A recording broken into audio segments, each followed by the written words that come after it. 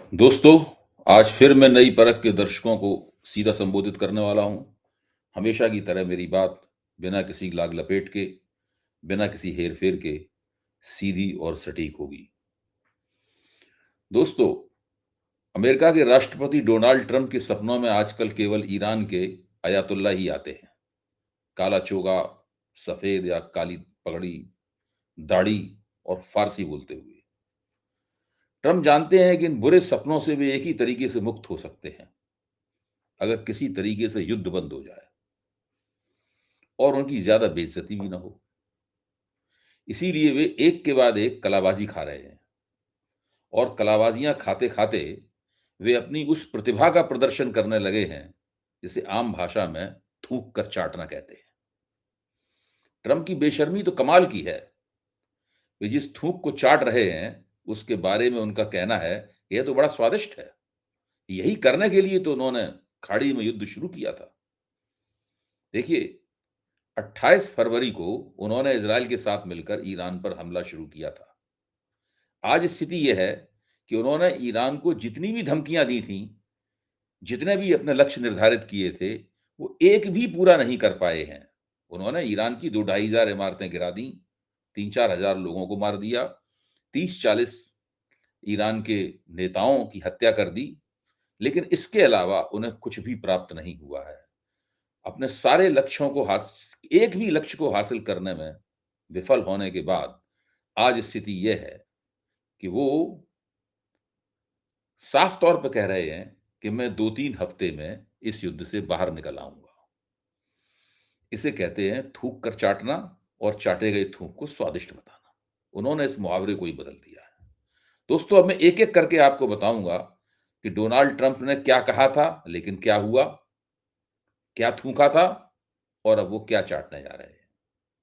थोड़ी भाषा मेरी कड़ी है, लेकिन ये कड़ी भाषा ज़रूरी है। इस व्यक्ति ने अपने अपनी अहमकाना हरकतों से, अपने गुरूर से और अमेरिका की ताकत को सारी दुनिया के ऊपर एक बार नए सिरे से थोपने के मकसद से जो किया, उसको कतई माफ़ नहीं किया जा सकता। अमेरिका की जनता इस व्यक्ति से नवंबर के चुनाव में निपटेगी, लेकिन मैं भी आपको बताता हूँ कि इसने क्या किया है और इसका अमेरिका को, डोनाल्ड ट्रंप को और सारी दुनिया को क्या-क्या नुकसान हुआ है और भविष्य में क्या-क्या नुकसान होने का अंदेशा है। और साथ में जो ईरान की रणनीति है, जिसके कारण ये सब हो पाया, इसकी भी मैं चर्चा करूँगा। दोस्तों, अमेरिकी राष्ट्रपति डोनाल्ड ट्रंप ने कहा है कि ईरान के साथ चल रहा युद्ध अगले 2-3 हफ्तों में खत्म हो जाएगा। उन्होंने दावा किया कि अमेरिका अपना लक्ष्य हासिल कर चुका है और अब उनका मिलिट्री ऑपरेशन अंतिम चरण में है। वो इसको मिलिट्री ऑपरेशन कहते हैं, वो इसको वार नहीं कहते। क्योंकि उनका क्या ये भी उन्होंने ही कहा है कि अगर वो वार कहेंगे तो उन्हें अमेरिकी संसद से इसके लिए इजाज़त लेनी पड़ेगी। अगर वो उसे मिलिट्री ऑपरेशन कहेंगे तो उन्हें इजाज़त लेने की ज़रूरत नहीं है। यानी दुनिया को उन्होंने ये भी बता दिया है कि अमेरिका किसी भी देश के ऊपर हमला कर सकता है और उसके लिए उसे उस देश के खिलाफ युद्ध घोषित करने की भी आवश्यकता नहीं है। यानी आज तक उन्होंने ईरान के ऊपर हमले को युद्ध की तकनीकी भाषा में घोषित नहीं किया। ट्रंप ने कहा कि अमेरिका का उद्देश्य ईरान को एटमी हथियार हासिल करने से रोकने का था, जो अब पूरा हो चुका है। उन्होंने कहा कि अगर समझौता हो गया तो युद्ध 2 3-4 हफ्ते से पहले भी खत्म हो सकता है, लेकिन समझौता भी कोई ज़रूरी नहीं है। बिना समझौता हुए भी युद्ध खत्म हो सकता है। ट्रंप ने यह भी कह दिया कि होर्मुज़ जलडमरू मध्य को खुला रखना भी अमेरिका की ज़िम्मेदारी नहीं है। जो जिन देशों को जलडमरू मध्य से अपने जहाज गुज़ारने हैं, वो अपने हितों की सुरक्षा खुद करें। ईरान का परमाणु हथियार का खतरा हमने खत्म कर दिया है। अब ईरान परमाणु हथियार नहीं बना पाएगा। उन्होंने कहा कि हमारा अंतिम लक्ष्य यही था कि ईरान को परमाणु हथियार बनाने से रोक दिया जाए और ये लक्ष्य पूरा हो चुका है। लेकिन क्या अमेरिका या इज़राइल ने ईरान के परमाणु ईंधन भंडार को पूरी तरह खत्म कर दिया हो, इसका कोई पुख्ता सबूत है? विशेषज्ञों का कहना है कि ईरान के पास अब भी पर्याप्त यूरेनियम मौजूद है और वो 60% तक संवर्धित हो चुका है। परमाणु हथियार बनाने के लिए 90% तक उसको ले जाना है। 30% और संवर्धन करना उनके बाएं हाथ का खेल है। अगर वो नागरिक इस्तेमाल के लिए यानी शांतिपूर्ण इस्तेमाल के लिए एटमी ऊर्जा के शांतिपूर्ण इस्तेमाल के लिए यूरेनियम को संवर्धित करना चाहते तो उन्हें 10% पर उसका संवर्धन रोक देना चाहिए था। चूंकि ईरान 60% तक उसको ले गया है, इससे स्पष्ट है कि ईरान जब चाहे तब परमाणु हथियार बनाने के लायक ग्रेड का यूरेनियम तैयार कर सकता है। और दुनिया की किसी भी एजेंसी ने आज तक नहीं कहा है कि अमेरिका और इजरायल बार-बार ईरान पे किए गए हमलों के बावजूद ईरान की क्षमता को नष्ट कर पाए हैं। पिछले साल जून में 12 दिन तक अमेरिका और इजरायल ने भयंकर अपने बंकर बस्टर बम ईरान के ऊपर गिराए थे ताकि उनके उसके तहखानों में जो यूरेनियम मौजूद है वो नष्ट हो जाए या उनके संयंत्र नष्ट हो जाएं। और ये दावा करके उन्होंने अपने आप युद्ध भी बंद कर दिया था कि सब कुछ ठीक हो गया, अब हम जीत गए। लेकिन फिर भी कुछ नहीं हुआ। ईरान उसी तरीके से जिस हालत में पहले था, यानी उसके पास जो एटमी क्षमता पहले थी वो एटमी क्षमता आज भी मौजूद है। ट्रंप ने अपने सहयोगी देशों को भी बाकायदा ठेंगा दिखा दिया है। वे कह रहे हैं अगर तेल चाहिए तो या तो हमसे खरीदो, नहीं तो हिम्मत है तो होर्मुज स्ट्रेट जाकर खुद ही तेल ले आओ। अमेरिका अब किसी देश की मदद नहीं करेगा। यानी ट्रंप की अब होर्मुज स्ट्रेट को खुलवाने में भी दिलचस्पी नहीं रही। ये वही होर्मुज स्ट्रेट है, इसके बारे में अभी 2 दिन पहले उन्होंने धमकी दी थी कि अगर होर्मुज स्ट्रेट नहीं ट्रंप नहीं नहीं खोला तो वो ईरान के ऊर्जा संयंत्र उड़ा देगा, ईरान का पानी साफ करने वाले संयंत्र उड़ा देंगे। ये सब बातें उन्होंने कही थी। अब वो कह रहे होर्मुज स्ट्रेट खुले या बंद हो जाए, हमारी हमारी कोई दिलचस्पी नहीं। कुल मिलाकर लब्बो-लुबाब ये है कि ट्रंप को जल्दी पड़ी है युद्ध से बाहर निकलने की। अब उन्हें ना इस बात की पुष्टि करने में दिलचस्पी है कि ईरान एटम बम बना सकता है या नहीं, न वे होर्मुज खुलवाने का दम भर रहे हैं, न ही वे ईरान के मिसाइल उत्पादन को प्रतिबंधित करना चाहते हैं। बस वे किसी न किसी प्रकार अपनी खुली और निर्विवाद पराजय के ऊपर एक मनगढ़ंत जीत का बिल्ला चस्पा करके युद्ध से पीठ दिखाकर भागना चाहते हैं। कायरता बेमिसाल है। हालांकि अमेरिका की कायरता इतिहास में लिखी जा चुकी है। वियतनाम से भी इसी तरह भागा था वो, अफगानिस्तान से भी इसी तरह भागा था, इराक से भी इसी तरह भागा था, सीरिया से भी इसी तरह भागा था। इन देशों में वो सालों लड़ा था और यहाँ वो मेरे ख्याल से 1.5-2 महीने में भाग जाएगा। पहली नजर में तो यही लग रहा है कि ईरान से ट्रंप पीठ दिखाकर भागना चाहते हैं। हालांकि ट्रंप का कोई भरोसा नहीं है। हो सकता है उनकी आस्तीन में कोई नया तुरुप का पत्ता हो। लेकिन मुझे लगता है कि जितने उनके पास तुरुप के पत्ते थे, वो सारे पत्ते फेंक चुके हैं। जो मेरीन कमांडो वहां गए हुए हैं, अ, अमेरिकी पोत त्रिपोली और अमेरिकी पोत बॉक्सर में भरकर, मेरे ख्याल से वो वहां कुछ दिन अपने ही पोत के ऊपर आराम फरमाकर वो वापस आ जाएंगे। क्योंकि अगर उन्होंने जमीन पर उतरकर एम्फीबियस ऑपरेशन करने की जरूरत की, तो उसके लिए ईरान की शक्तिशाली थल सेना, ईरान थल सेना का देश है, तैयार बैठी हुई है। बड़े पैमाने पर अमेरिकी कमांडो मारे जाएंगे या उनमें से कईयों को ईरान दबोच लेगा, अपने शिकंजे में ले लेगा, उनको बंधक बना लेगा और फिर अमेरिका उन बंधकों के इर्द-गिर्द उसी तरह घूमता रहेगा, जिस तरीके से जब इस्लामिक क्रांति हुई थी तो तेहरान स्थित अमेरिकी एम्बेसी में बंधक बना लिए गए थे, उनके इर्द-गिर्द घूमता रहा था। दोस्तों, ट्रंप की दिक्कतों की सबसे बड़ी वजह है ईरान की अनूठी और बेहद कामयाब समर नीति। उसने पहले तो युद्ध को हाइब्रिड बनाया, यानी एक तरफ बमबारी का जवाब मिसाइलों से देना जारी रखा, दूसरी तरफ होर्मुज रोककर सारी दुनिया को ऊर्जा संकट में ढकेल दिया। इससे हर जगह युद्ध विरोधी मानसिकता बनी, अमेरिका पर दबाव बना। उसके बाद उसने एक और काम किया। उसने कहा कि वह अमेरिका की आईटी कंपनियों के खाड़ी के देशों में जो दफ्तर हैं और डेटा सेंटर हैं, उन्हें भी उड़ा देगा। इस अंदेशे ने अमेरिका के हाथ-पांव फुला दिए। ट्रंप को और अमेरिका को इस युद्ध से कई बड़े नुकसान हुए हैं। पहला नुकसान पहला नुकसान यह हुआ है कि दूसरे विश्व युद्ध के बाद पहली बार पश्चिमी यूरोप ने खुद को अमेरिका के दबदबे से आजाद कर लिया है। अब अमेरिका के राष्ट्रपति कह रहे हैं कि नाटो से बाहर निकलने पर वे गंभीरता से गौर कर रहे हैं। उन्होंने नाटो को कागजी शेर करार दिया। एक इंटरव्यू में ट्रंप ने कहा कि वे पहले भी नाटो से कोई खास प्रभावित नहीं थे और उन्हें लगता है कि रूस के राष्ट्रपति व्लादिमीर पुतिन भी यही मानते हैं। हालांकि पुतिन ने ऐसा कोई वक्तव्य नहीं दिया। ये ट्रंप की एक खास तिकड़म है कि वो दूसरे के मुंह में अपने लफ्ज रखते हैं।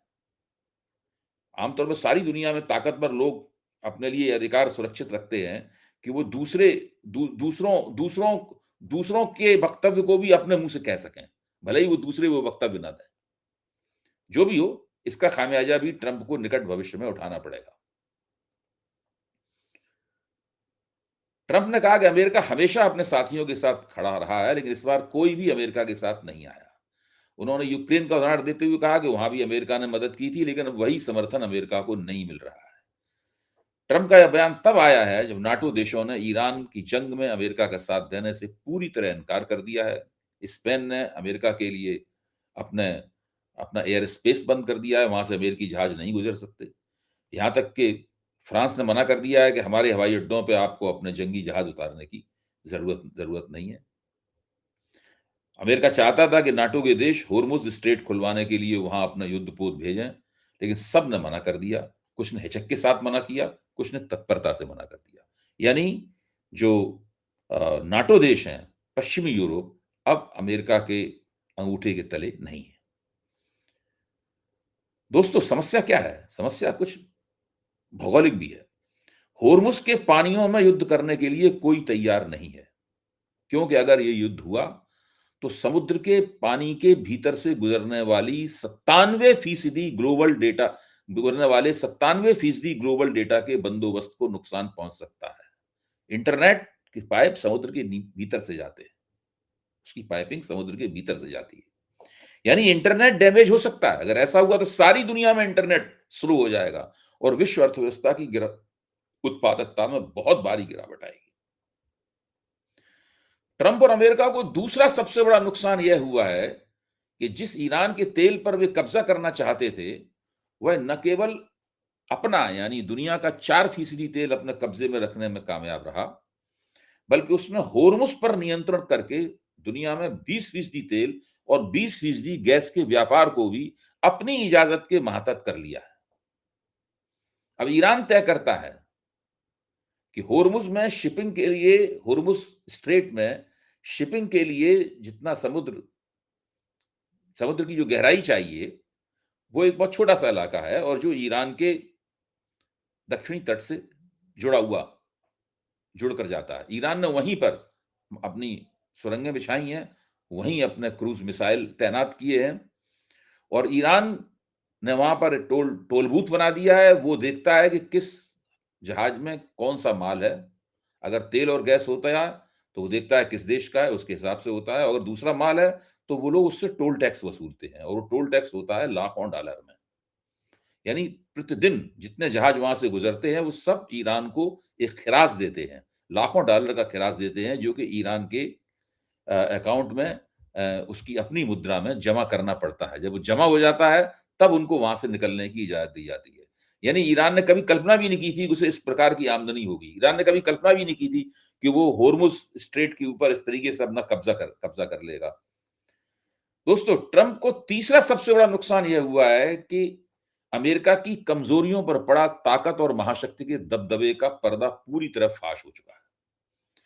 मसलन जैसे ही ट्रंप ने कहा कि वे ईरान के बिजली संयंत्रों और तेल गैस भंडारण को नष्ट कर देंगे, वैसे ही ईरान ने कहा कि वह मिडिल ईस्ट में अमेरिका की आईटी और आर्टिफिशियल इंटेलिजेंस की कंपनियों के दफ्तरों, शोरूमों, डेटा सेंटरों, क्लाउड इंफ्रास्ट्रक्चर को उड़ा देगा। ईरान ने दरअसल गूगल और एप्पल समेत 18 अमेरिकी कंपनियों के ऑफिस पर हमले की धमकी दी है। रिवोल्यूशनरी गार्ड्स ने अपना एक स्टेटमेंट नंबर 51 जारी किया है, जिसमें उन्होंने कहा है कि ये कंपनियां अपनी टेक्नोलॉजी से अमेरिका के युद्ध प्रयासों की मदद कर रही हैं। इस तरह वो अमेरिका के इस आतंकवादी हमले के साथ जुड़ी हुई आतंकवादी संस्थाएं हैं, आतंकवादी कंपनियां हैं और उन्हें अधिकार है कि इन कंपनियों को उसकी सजा दी जाए। इसलिए उनके ऑफिसों को और उनके जो डेटा सेंटर हैं, इन सबको उड़ा दिया जाएगा। उन्होंने आज जब आप ये वीडियो देख रहे हैं, मैं आपको बता रहा हूं, भारतीय समय के अनुसार 10:30 तक का अल्टीमेटम आज की तारीख में दिया है। ईरानी समय के अनुसार 8 बजे और भारतीय समय के अनुसार 10:30 तक का अल्टीमेटम दिया है। इस वीडियो को सुनने के बाद आप देखिए कि क्या ईरान ने वो हमले किए या उनके हमलों से डरकर अमेरिका ने मुंह छिपा लिया, इसलिए ईरान ने भी अपने हमले मुलतवी कर लिए। हम सब लोग चाहते हैं कि हमले ना हो, लेकिन ईरान को अपनी आत्मरक्षा करने का पूरा अधिकार है। ईरान के इस्लामिक रिवॉल्यूशनरी गार्ड्स कॉर्प्स ने 18 बड़ी अमेरिकी ईरानी कंपनियों को धमकी दी है, चेतावनी दी है कि ईरान के खिलाफ दुश्मनी भरी युद्ध मुहिम में शामिल होने के कारण उनके रीजनल दफ्तरों को निशाना बनाया जाएगा। वहां रहने वाले लोगों से रिवॉल्यूशनरी गार्ड्स ने कहा है कि वो उस जगह छोड़कर चले जाएं और वहां से 1-1 किलोमीटर दूर चले जाएं, क्योंकि जब हमला होगा तो कुछ भी हो सकता है। मिसाइलें इधर-उधर गिर सकती हैं और उनको जान और माल का बहुत बड़ा नुकसान होगा। ईरान की सरकारी मीडिया प्रेस टीवी ने कहा है कि इन कंपनियों ने जासूसी करके ईरान के अंदर अमेरिकी-इजरायली आतंकी ऑपरेशंस में भी मदद की है। इन कंपनियों को जवाबी हमलों के लिए तैयार रहना चाहिए। रिवॉल्यूशनरी गार्ड्स ने साफ किया कि 1 अप्रैल को ईरान के समय के अनुसार रात 8 बजे से शुरू होने वाले ये हमले बहुत विनाशकारी होंगे। उन्होंने एक लंबी हिट लिस्ट तैयार की है। इसमें दुनिया की सबसे जानी-मानी टेक्नोलॉजी और इंडस्ट्रियल कंपनियां शामिल हैं। इन कंपनियों में एप्पल है, गूगल है, मेटा है, माइक्रोसॉफ्ट के नाम शामिल हैं। उसमें ह्यूलेट पैकार्ड यानी एचपी है, इंटेल है, आईबीएम है और सिस्को जैसी जरूरी हार्डवेयर और इंफ्रास्ट्रक्चर देने वाली कंपनियां हैं। उसमें टेस्ला है, जो निश्चित रूप से टेस्ला की टेक्नोलॉजी अमेरिकी युद्ध मंत्रालय के काम आ रही है। उसमें आईबीएम है, उसमें ओरेकल है, जेपी मॉर्गन है और बोइंग जैसी कंपनियां हैं जो कि हथियार बनाती भी हैं, हवाई जहाज बनाती हैं और एयर डिफेंस सिस्टम बनाती हैं। ईरान ने इलॉन मस्क की सैटेलाइट इंटरनेट सर्विस स्टारलिंक को भी निशाना बनाने की धमकी दी है। ईरानी मीडिया के अनुसार इस नेटवर्क को लीगल टारगेट घोषित कर दिया है। अल जजीरा की रिपोर्ट में कहा गया है कि स्टारलिंक की मौजूदगी बहरीन, कुवैत और यूनाइटेड अरब अमीरात जैसे खाड़ी के देशों में भी है। ईरान में जारी इंटरनेट ब्लैकआउट के बावजूद कुछ लोग संचार के लिए स्टारलिंक का इस्तेमाल कर रहे हैं, लेकिन ईरान को स्टारलिंक पर हमला करने में जरा भी संकोच नहीं होगा। दोस्तों, ईरान डोनाल्ड ट्रंप को एक और बहुत बड़ा खतरा है कि पूरा का पूरा मध्य पूर्व, खासतौर से मध्य पूर्व की जो मोनार्कीज हैं, राजशाहियां हैं, वो अमेरिकी ताबेदारी में थीं। वहां अमेरिका ने अपने फौजी अड्डे बना रखे थे और बड़े पैमाने पर वो उनसे धन भी वसूलता था अमेरिका, सुरक्षा देने के नाम पर। आज स्थिति क्या है? United Nations Development Programme UNDP ने कहा है कि मध्य पूर्व में चल रहे युद्ध से इस पूरे इलाके की अर्थव्यवस्था को बहुत बड़ा नुकसान पहुंचा है। यूएनडीपी की रिपोर्ट के मुताबिक यह संघर्ष अब कुछ देशों तक सीमित नहीं रहा है, बल्कि पूरी क्षेत्र के लिए एक बहुत बड़े संकट के रूप में उभरा है। इस पूरे क्षेत्र की का जो कुल घरेलू उत्पाद यानी जीडीपी है, वो 3.7 से 6% तक घट सकता है। यानी 18 लाख करोड़ रुपए का इस पूरे इलाके को 18 लाख करोड़ का इस पूरे इलाके को नुकसान हो सकता है। होर्मुज स्ट्रेट से जहाजों की आवाजाही 70% से ज्यादा घट गई है। तेल की कीमत $120 यानी दुगनी हो चुकी है युद्ध से पहले जो थी। 16 लाख से लेकर 36 लाख नौकरियों पर संकट है।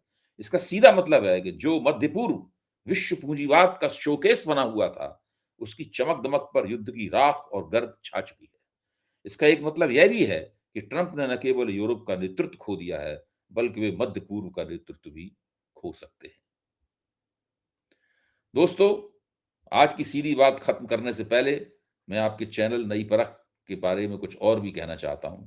अगर आप सभी ने अगर आप नई परख को इतना ही प्यार देते रहेंगे, तो मैं आपके सभी दर्शकों का तहे दिल से हमेशा शुक्रिया अदा करता रहूंगा। अगर आप चाहते हैं कि मैं आपके लिए अलग से कंटेंट बनाऊं, आपकी टिप्पणियों पर प्रतिक्रिया करूं या आपके सुझावों पर चर्चा करूं, तो आप हमारे चैनल के साथ खास तरह से जुड़ सकते हैं।